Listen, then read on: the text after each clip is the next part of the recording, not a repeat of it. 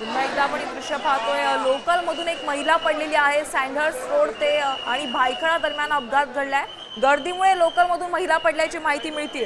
आपण पाहतोय CSMT railway स्थानकावर रेल्वे कर्मचाऱ्यांनी आंदोलन केलेलं होतं। मुंब्रा लोकल अपघात प्रकरणात दोन इंजिनियर्सवर सदोष मनुष्यवधाचा गुन्हा दाखल करण्यात आलाय। त्यामुळे या कर्मचाऱ्यांनी हे आंदोलन पुकारलेलं आहे आणि या आंदोलनाचा परिणाम आता मध्य रेल्वेवरील इतर रेल्वे स्थानकांवर पडल्याचं पाहायला मिळते। अगदी दादर रेल्वे स्टेशन असेल, भायखळा असेल, सँडर्स असेल, कल्याण असेल आणि ठाणे रेल्वे स्थानकात देखील मोठ्या प्रमाणात गर्दी झालेली आहे।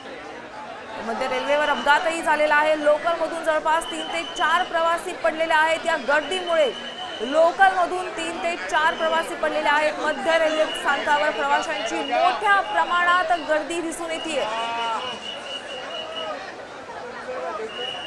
ऐन गर्दीच्या वेळेस हे आंदोलन पुकारल्यामुळे हा संपूर्ण प्रकार घडलेला आहे। त्यामुळे याला जबाबदार कोण असा देखील प्रश्न सध्याच्या घडीला उपस्थित होते। जरी अर्धा एक तासांनी रेल्वे आता सुरू करण्यात आली आहे, मात्र या गर्दीचा परिणाम आपण पाहतोय की लोकल मधून जवळपास 3 ते 4 प्रवासी पडल्याची प्राथमिक माहिती समोर येते।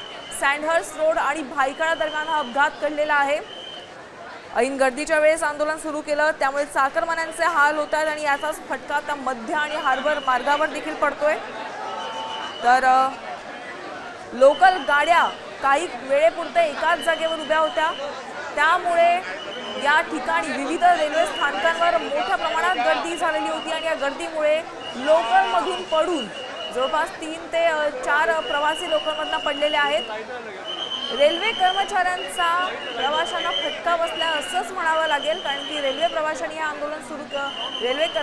आंदोलन सुरू केलेलं होतं। गर्दीमुळे लोकल मधून 3 ते 4 प्रवासी पडल्याची प्राथमिक माहिती समोर येते आणि आता दादर रेल्वे स्थानक असेल, मध्य रेल्वे स्थानकांवरील सँडहर्स रोड असेल, भायखळा रेल्वे स्टेशन, दादर, ठाणे आणि कल्याण या रेल्वे स्थानकांवर मोठ्या प्रमाणात गर्दी उसळून येते। तर आता रेल्वे सुरू करण्यात आलेली आहे, मात्र या गर्दीचा परिणाम रेल्वेवर देखील दिसून येतोय। मोठ्या प्रमाणात गर्दी उसळलेली पाहायला मिळते। ही आपण दृश्य सीएसएमटी रेल्वे स्थानकावरची पाहतोय।